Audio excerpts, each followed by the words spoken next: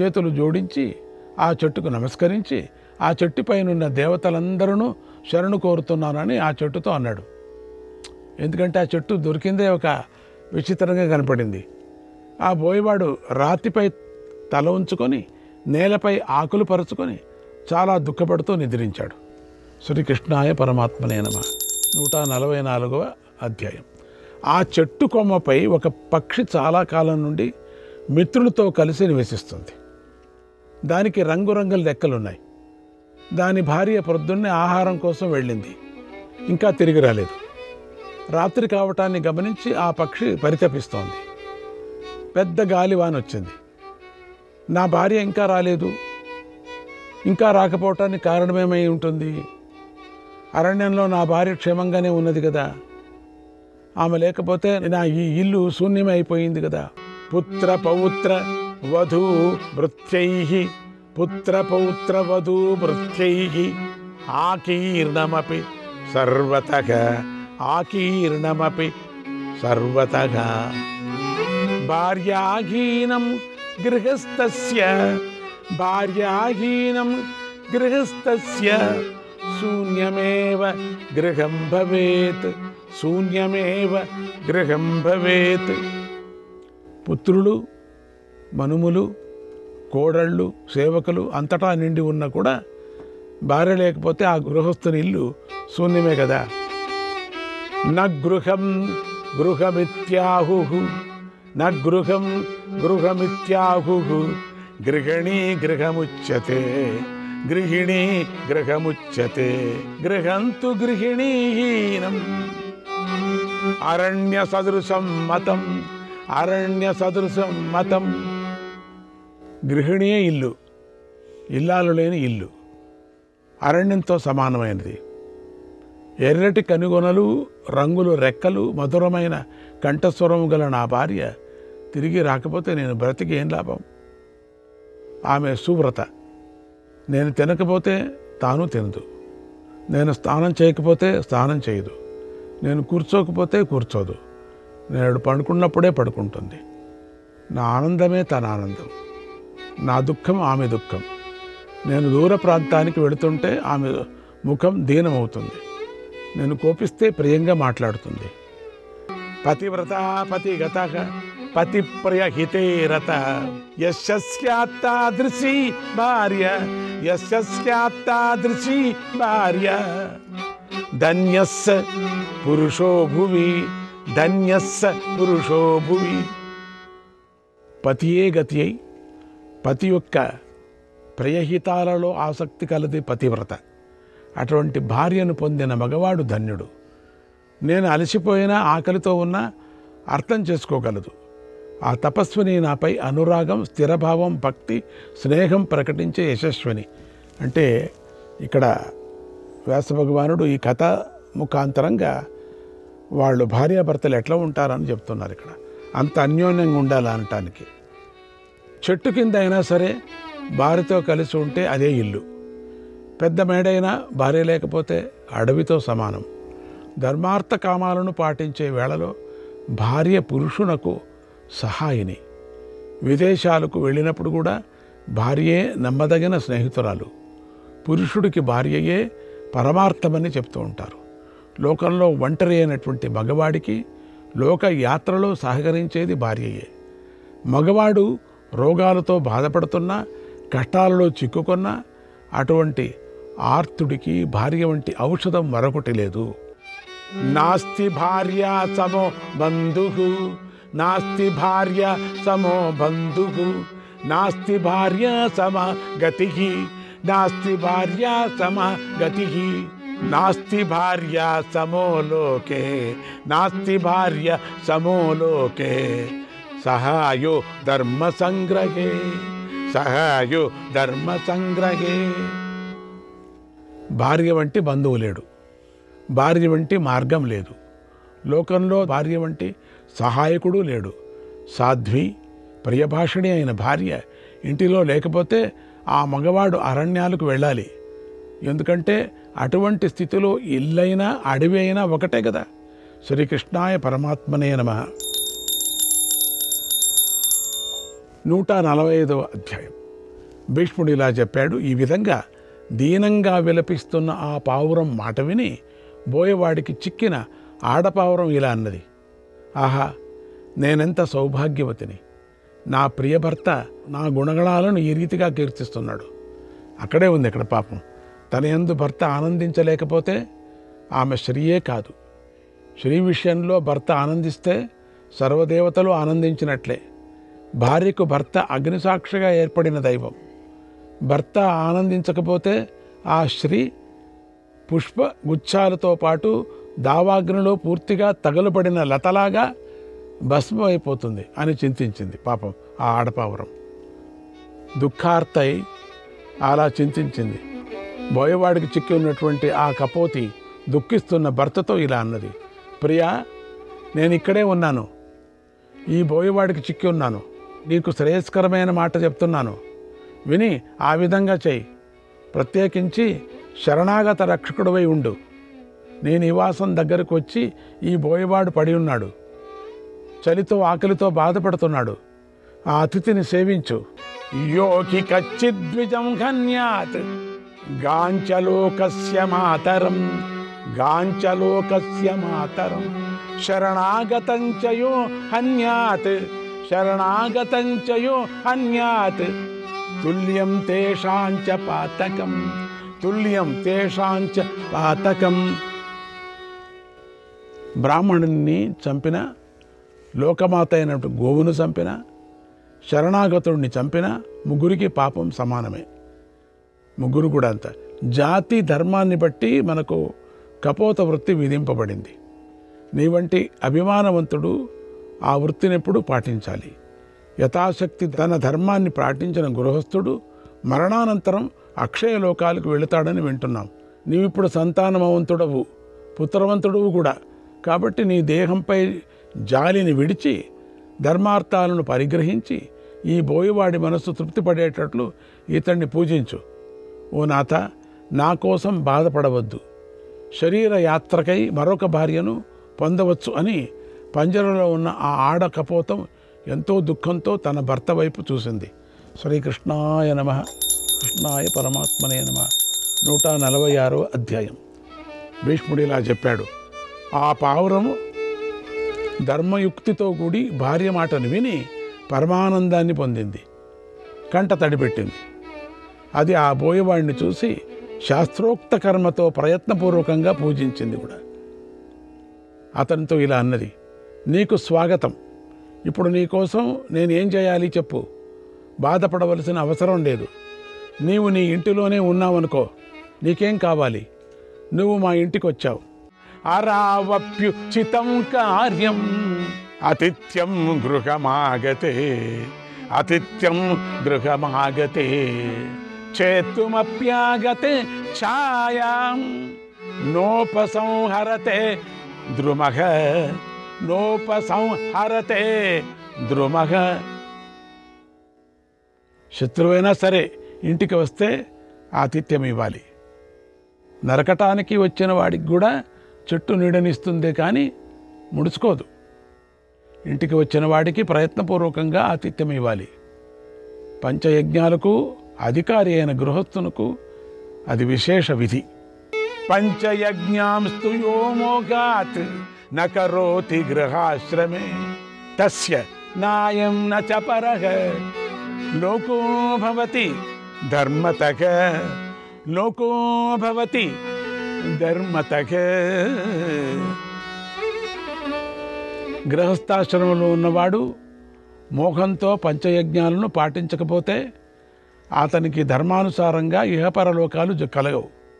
కాబట్టి నీవు మాట మాత్రంగా చెప్పినదంతా నేను చేస్తాను అన్నది. ఆ పక్షి పలికిన ఆ మాటలు విని బోయవాడు, చలి నన్ను బాధిస్తోంది, రక్షించే ఉపాయం చూడు అని దానితో అన్నాడు. అతడు అలా అనగానే కపోతం నేలపై ఆకులను ప్రోగు చేసి అగ్నిని తెచ్చేందుకు తన రెక్కల శక్తినంతా ఉపయోగించి వేగంగా ఎగిరింది. ఇంటికి పోయి నిప్పు తీసుకొని వెంటనే వచ్చింది. ఎండుటాకులపై ఆ నిప్పు నుంచి మండించింది. మంట పెద్దది చేసింది. బోయవాడు శరీర అవయవాలను వెచ్చ చేసుకున్నాడు. వెచ్చదనం వలన అతనికి ప్రాణం లేచి వచ్చింది. శాస్త్రోక్త కర్మతో సత్కారాన్ని పొందిన ఆ బోయవాడు పరమానందపడి కంట తడిపెట్టి ఆ పక్షిని చూసి ఇలా అన్నాడు, నన్ను ఆకలి పీడిస్తుంది అన్నాడు. అతని మాటను విని పక్షి ఇలా సమాధానం చేయించింది, నా దగ్గర సంపద లేదు, అంటే నీ ఆకలి తీర్చేదానిని ఉంటుంటే నా దగ్గర లేదు. మేము వనవాసులం, ఏ రోజుకు ఆ రోజు దొరికిన దానితో జీవించేవాళ్ళం, భోజనానికై కూడబెట్టేది మాకు లేదు అని ఆ మాట చెప్పి వెంటనే ఆ కపోతరాజు ఇప్పుడేం చేయాలి అని ఆలోచిస్తూ తన వృత్తిని తాను నిందించుకున్నాడు. క్షణకాలంలో ఏదో స్ఫురించి ఆ పక్షి బోయవానితో, క్షణమాగు, నిన్ను తృప్తిపరుస్తానంది. అలా అని ఎండటాకులతో మంటను బాగా పెంచి పరమానందంతో పక్షి ఇలా అన్నది, ఋషుల ద్వారా, దేవతల ద్వారా, పితరుల ద్వారా, ఎందరో మహాత్ముల ద్వారా అతిథి పూజనమే గొప్ప ధర్మమని నేను గతంలో విన్నానని చెప్పి ఆ పక్షి నవ్వుతూ ఆ అగ్నికి 3 సార్లు ప్రదక్షిణం చేసి మహామతి అగ్నిలో ప్రవేశించింది. అగ్ని మధ్యలోనికి ప్రవేశించిన ఆ పక్షిని చూసి ఆ బోయవాడు నేనెంత పని చేశాను అని చింతించసాగాడు. అయ్యో, ఎంత పని అయింది, ఛీ, ఇంతకన్నా ఘోరమైన అధర్మం లేదు, ఎంత పాపానికి ఒడగట్టాను నేను, అనుమానమే లేదు, వాడు ఎంత చెడ్డవాడు చూడండి, మారిపోయాడు అంటూ ఆ స్థితిలో ఉన్న పక్షిని చూసి తన కర్మలను నిందించుకుంటూ అనేక రీతులుగా పెద్దగా ఏడ్చాడు ఆ బోయవాడు. శ్రీకృష్ణాయ పరమాత్మనే నమః. 147వ అధ్యాయం. భీష్ముడు ఇలా చెప్తున్నాడు. అప్పుడు ఆకలికి అలమటిస్తూ కూడా ఆ బోయవాడు నిప్పులో పడిన కపోతాన్ని చూసి మళ్ళీ ఇలా అన్నాడు, అయ్యో, క్రూరుణ్ణి, బుద్ధిహీనుణ్ణి అయిన నేనెంత పాపం చేశాను, నా బ్రతుకంతా ఇటువంటిదే, నేనెప్పుడు పాపం చేస్తూనే ఉంటాను అని అతడు పదే పదే తనను తాను నిందించుకుంటూ మళ్ళీ ఇలా అన్నాడు, నేను దుర్బుద్ధిని, నిత్యము క్రౌర్యాన్నే జీవన విధానంగా చేసుకున్నవాడిని, అందువల్లనే నేను శుభకర్మలను విడిచి పక్షులను పట్టి చంపి జీవిస్తున్నాను. గొప్ప మనస్సు గల ఈ పావురం తాను తగులపడుతూ తన మాంసాన్ని అర్పించి నా క్రౌర్యానికి తగిన ప్రతీకారం చేసింది, నిస్సంశయంగా ధర్మ మార్గాన్ని బోధించింది. కాబట్టి నేను భార్యను, బిడ్డలను, ప్రియమైన ప్రాణాలను కూడా విడిచేస్తాను. గొప్ప మనస్సు గల ఈ కపోతం నాకు ధర్మోపదేశం చేసింది. నేటి నుండి భోగాలన్నిటినీ విడిచి నా శరీరాన్ని శుష్కింపజేస్తాను. ఆకలిని, దప్పికను, ఎండను భరిస్తూ నరాలు కూడా పైకి కనిపించేటంతగా శరీరాన్ని కృషింపజేసి రకరకాల ఉపవాసాలతో పరలోక హితకరమైన పనులు ఆచరిస్తాను. ఈ కపోతం తన శరీరాన్ని అర్పించి అతిథి పూజ ఎలా చేయాలో చూపించింది. కాబట్టి నేను కూడా ధర్మాన్ని ఆచరిస్తాను. ధర్మమే ఉత్తమ గతి. ధర్మనిష్టమైన ఈ ఉత్తమ పక్షి ప్రదర్శించిన ధర్మమే నాకు కూడా అభిష్టం. అలా పలికి ధర్మాచరణం నిశ్చయించుకొని ఆ క్రూర కర్ముడైనటువంటి ఆ బోయవాడు కఠోర వ్రతాన్ని ఆచరించి మహాప్రస్థానం వైపు ప్రయాణించాడట. అప్పుడే తన కర్రను, శలాకను, వలను, పంజరంలో బంధించిన కపోతానికి కూడా విడిచిపెట్టేశాడు. శ్రీకృష్ణాయ పరమాత్మనే నమః. 148వ అధ్యాయం. భీష్ముడు ఇలా చెప్తున్నాడు. బోయవాడు వెళ్ళిపోగానే కపోతి తన భర్తను తలుచుకొని శోకంతో బెదిరిపోతూ దుఃఖంతో విలపిస్తూ ఇలా అన్నది, నాథ, నేను నీకెప్పుడూ అప్రియంగా ప్రవర్తించినట్లు గుర్తులేదు. స్త్రీకి ఎంతమంది బిడ్డలున్నా వైధవ్యం కలిగితే శోకంలో మునుగుతుంది కదా. భర్త లేకపోతే ఆ తపస్విని బంధువులకు కూడా శోచనీయంగా కనిపిస్తుంది. నువ్వు నన్ను ఎప్పుడూ లాలించేవాడివి, గౌరవించేవాడివి, ఆదరించేవాడివి. స్నేహపూర్వక మధురమైనటువంటి మా మనోహర వచనాలతో నన్ను మురిపించావు. కొండల్లో, నదీ తీరాల్లో, శలయేళ్ల సమీపంలో అందమైన చెట్ల కొమ్మలపై నన్ను సుఖపెట్టావు. ఆకాశంలో ఎగిరేటప్పుడు కూడా నీతో కలిసి సుఖాన్ని ఆస్వాదించాను. నాథ, గతంలో నీతో కలిసి పొందినటువంటి సుఖంలో ఏ కొంచెమూ ఇప్పుడు లేదు. మితం దదాతి పిత, మితం దదాతి పిత, మితం భ్రాత మితం సుతః, అమితస్య హి దాతారం, అమితస్య హి దాతారం, భర్తారం కాన పూజయేత్, భర్తారం కాన పూజయేత్. తండ్రి, సోదరుడు, కొడుకు వీరంతా మితంగానే సుఖపెట్టగలరు. కానీ భర్త అవధిలేని సుఖాన్ని అందించగలడు. అటువంటి భర్తను ఏ స్త్రీ పూజించదు చెప్పు? స్త్రీకి భర్తను మించిన రక్షణ ఏదీ లేదు. భర్తతో సమానమైన సుఖమేదీ లేదు. స్త్రీకి భర్తయే శరణం. నాథ, నువ్వు లేకుండా నేను జీవించవలసిన అవసరమేముంది? ఏ పతివ్రత భర్త లేకుండా జీవించటానికి ఉత్సాహపడుతుంది చెప్పండి? ఈ రీతిగా దీనంగా అనేక విధాలుగా విలపించి తీవ్ర వేదనకు లోనైనటువంటి ఆ పతివ్రత ఆడపావురం తాను కూడా మండుతున్న అగ్నిలో దూకింది. అప్పుడు ఆమె భర్తను చూసింది. ఆ కపోతం రంగురంగుల అంగదాలను ధరించి విమానంలో కూర్చొని ఉన్నది.